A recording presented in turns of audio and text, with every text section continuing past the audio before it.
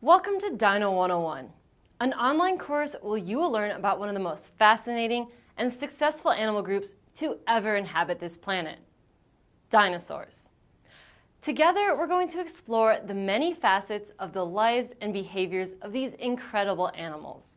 We'll learn about their anatomy, family trees, eating habits, predatory and defensive adaptations, and much more.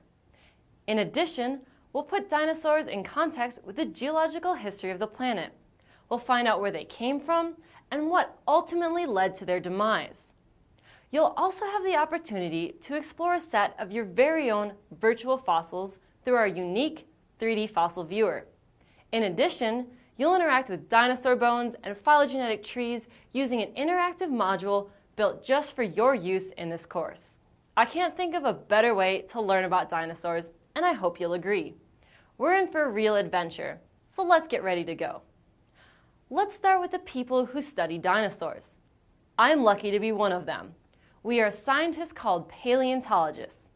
Although scientists have been intrigued with ancient life for centuries, paleontology really came into its own in the 19th century.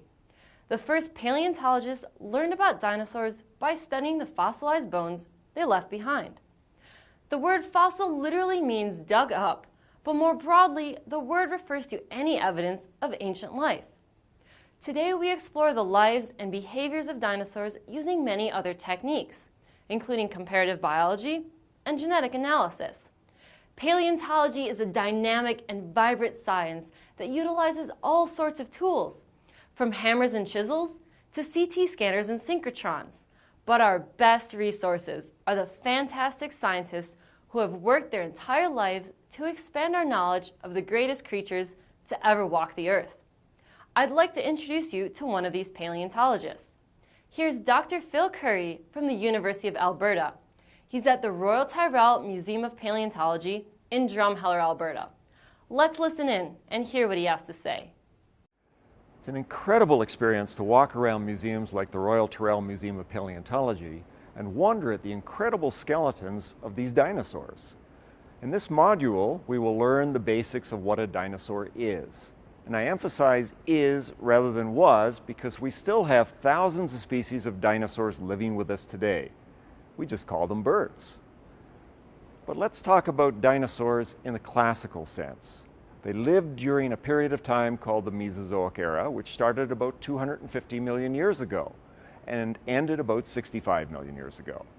Dinosaurs were the largest animals to ever walk the earth, magnificent animals by anybody's definition. Here are some questions that immediately jump to mind about them. Were they the largest animals that ever lived? Were they all big? What makes a dinosaur anyway? And how can studying fossils tell us about the diversity of their body forms, their diets, their physiology, and even how they interacted or behaved? You will learn the answers to these and many more questions as we work through this course together. So let's test your knowledge of what a dinosaur is. Which of these animals are dinosaurs? There might be more than one correct answer, so check all you think apply. A. Dimetrodon. B. A sauropod. C. Tiktaalik. Or D. A mammoth. There is only one dinosaur here, and that is a sauropod. So B is the correct answer. All of these other animals are not dinosaurs, even though they are extinct. Here once again is Dr. Phil Currie. He's going to explain what the word dinosaur means. Thanks, Betsy. The word dinosaur literally means terrible lizard, but to different people, dinosaur means different things. So for example, many people have the misconception that any extinct large reptile is a dinosaur. Others will even include any large extinct animal, including mammals like mammoths and mastodons. However, to a paleontologist, the word dinosaur has a very precise definition, and this is based on very finicky, precise little anatomical details in the skeleton. So if we look at this Gorgosaurus behind me, we can see, for example, in the skull, When you look in front of the eyes, in the middle of the skull, there's a very large opening in the side of the face, and that's an air sinus. And that's one of many characters we look for when we look at extinct animals to see if they're dinosaurs or not. Another major category of differences in dinosaurs is in the hind limbs. Basically, the earliest dinosaurs pulled their legs underneath their body, and by doing that, they reorientated everything in their legs and their hips and their feet. And as a paleontologist, all we have to do is look at the ankle of this animal, and we can tell that it's a dinosaur, because no other animals share those characters except, of course, their descendants, the birds. The British naturalist Sir Richard Owen invented the term dinosaur over 170 years ago. At that time, no complete dinosaur skeletons had been found. Only a few fragmentary specimens from a small number of different species were known. There was a jaw, a partial hip, and a few other bits and pieces from the large theropod Megalosaurus.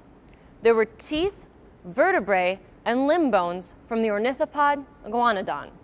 And finally, he had some ribs, incomplete shoulder girdles, a small portion of skull, and osteoderms from the Thyreophoran Hylaeosaurus. Each of these three dinosaurs had previously been described in the scientific literature, and each had been identified as some form of extinct giant reptile. But Sir Richard Owen was the first to realize that all three shared an unusual combination of anatomical traits that suggested that they were all more closely related to each other than any of them were to any living reptile. Among the traits that Owen realized the trio of bizarre prehistoric animals shared were teeth that grew in sockets like modern crocodiles and erect limbs like mammals and birds. These shared similarities, Owen reasoned, could not simply be coincidental, and he put forward the hypothesis that Megalosaurus, Iguanodon, and Hylaeosaurus belonged together in a single natural group.